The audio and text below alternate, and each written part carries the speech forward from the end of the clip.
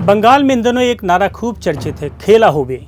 यूं तो इस शब्द का मतलब होता है खेलेंगे, लेकिन नरोत्तम दादा की माने तो ममता दीदी ने यह खेल व्हील चेयर पर पहले से ही खेलना शुरू कर दिया है।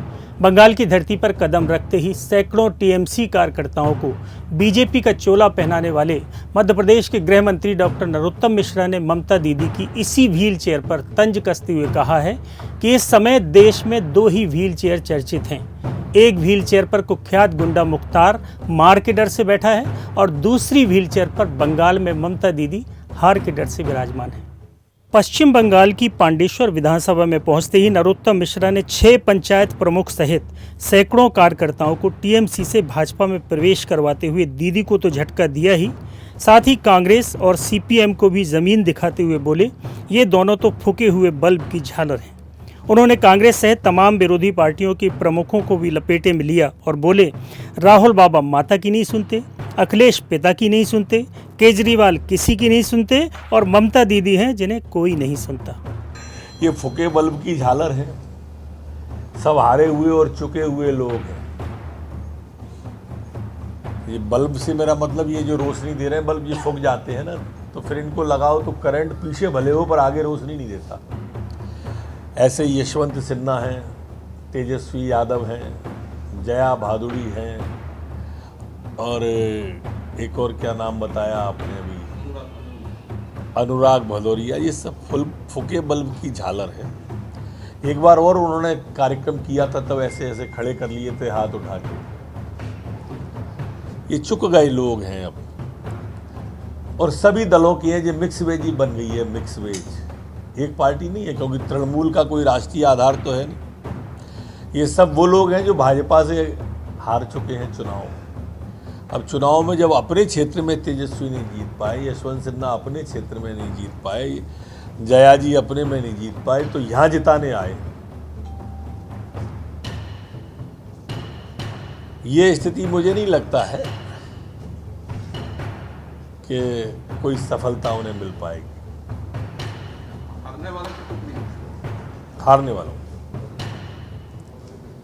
भाजपा प्रदेश अध्यक्ष दिलीप घोष पर हुए हमले को लेकर गृह मंत्री डॉक्टर मिश्र ने कहा कि इस प्रकार के हमले जो टीएमसी ममता दीदी करा रही है, इससे भाजपा कार्यकर्ताओं के संघर्ष का मादा और भी बढ़ता है। भाजपा कार्यकर्ता और जुनून के साथ काम करेगा। उन्होंने कहा, मुझे एक दोहा याद आ रहा है, जाको प्रभु दारुण दुख देही, वाकी मति पहले हर लेही। यानी ममता दीदी की दादागिरी का समय अब बहुत नज़दीक है।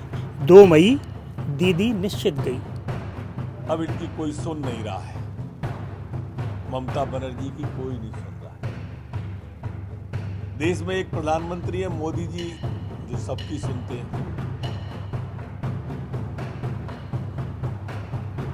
एक राहुल बाबा हैं जो माता जी की नहीं सुनते।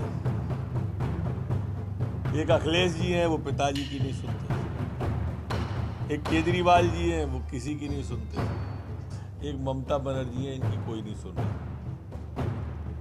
आज ये स्थिति पश्चिम बंगाल की हो गई है, तो इसलिए आज सभी प्रमुख प्रधान पंचायत के, हमारे यहाँ सरपंच बोलते हैं, यहाँ प्रधान बोलते हैं, सदस्य बोलते हैं, सभी का पार्टी में स्वागत है, वंदन है, अभिनंदन है। आपको कुछ पूछना हो तो पूछो।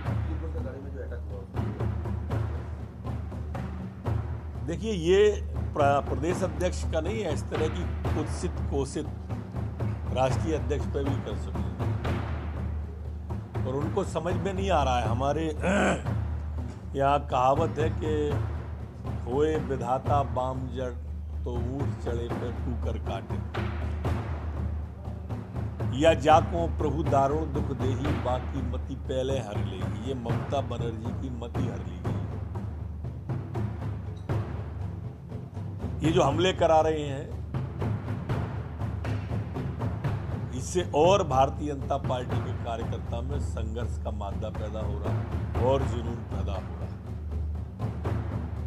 भारतीय जनता पार्टी के कार्यकर्ता ने नारा बना लिया है कि जुल्म के आगे नहीं झुकेंगे और जुर्म किया तो और लड़ेंगे।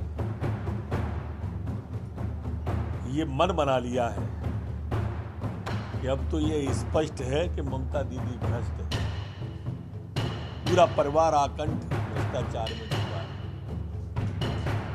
और इसलिए जनता कह रही है कि तख्त बदल दो, ताज बदल दो, बंगाल के भ्रष्टों का राज बदल दो।